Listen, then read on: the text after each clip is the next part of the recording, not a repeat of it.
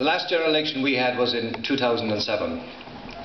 And in 2007, when that election was called, I declared my position publicly, and it was this. I said that the outgoing government, that Fianna Fáil Progressive Democrat government, should be defeated, that we should have a change of government, and that I would be happy to support a Fine Gael Labour government. The election was held, and during the course of that election, all the promises were sent out, and there was auction politics for at least 3 weeks. And the parties outbid themselves as to how much they could give away and how well their promises would be received by the electorate. The election day came, and effectively what happened, and it's important that people understand this, the people had their say. The people rejected the policies of Fine Gael and Labour. They accepted the policies as put forward by Fianna Fáil, and effectively Fianna Fáil had a working majority with the Greens in the government. I had made a commitment to the people of North Tipperary that as an independent deputy I would exercise my influence to the best effect in the interest of my constituency and the people that I represented. That opportunity came when I was approached by the government, Fianna Fáil-led government, and in the interest of what I had professed in advance of the election, I agreed to support that government on a conditional basis. I did so not out of self-interest. I didn't do it to protect myself. I did it because I felt it was the right thing to do for the people who had placed their confidence in me during the course of that election. I had received 13,000 #1 votes from the people of this constituency. I didn't want to sit on the back benches and be useless, be irrelevant, and have no influence or input in relation to what investment was going to come into my constituency of Tipperary. That was the only reason I supported the government. My agreement with the government has delivered to this constituency, and we hear words like cute hoo, or we hear words about bandwagging on the media.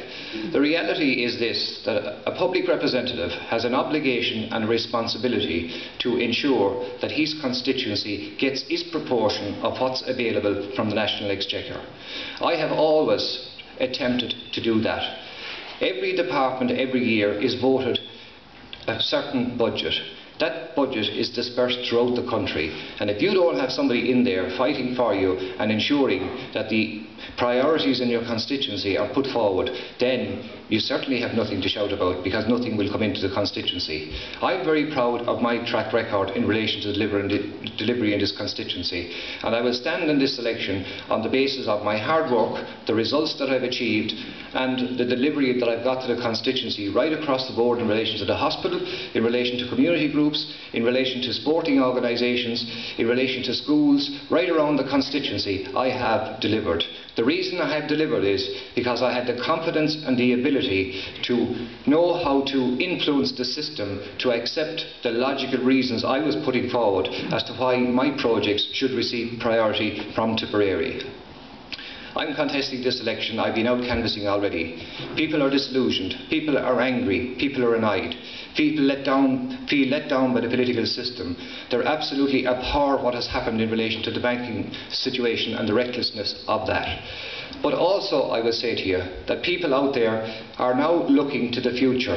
They know where the blame rests. They have their minds made up on how they're going to vote. But they're also looking to politicians for leadership. They're looking for direction.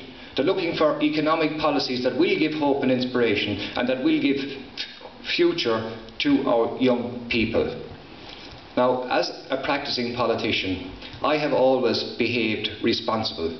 When it came to my opportunity to defend the national interest in the finance bill, I did so. I did it calmly and purposely, and my contribution to that was recognised.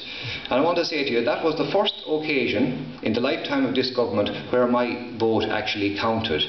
Previous to that, that government had a majority with or without me.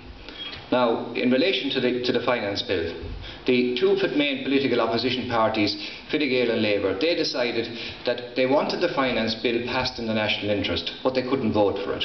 So they left it to people like me to make a decision as to what was best in the national interest. I didn't just walk in and vote for the finance bill.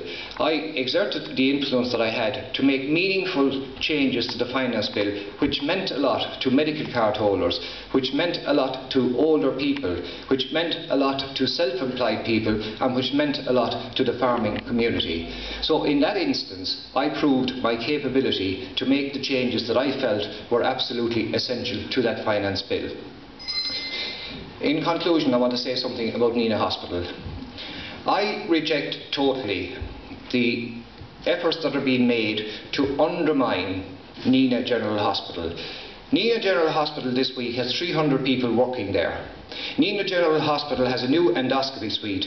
Nenagh General Hospital has a fantastic staff, a tremendous service. I'm very proud of Nenagh Hospital, and I am tired, I am sick of listening to people using Nenagh General Hospital for their own political advantage. And when the debate on Nenagh Hospital comes up here later,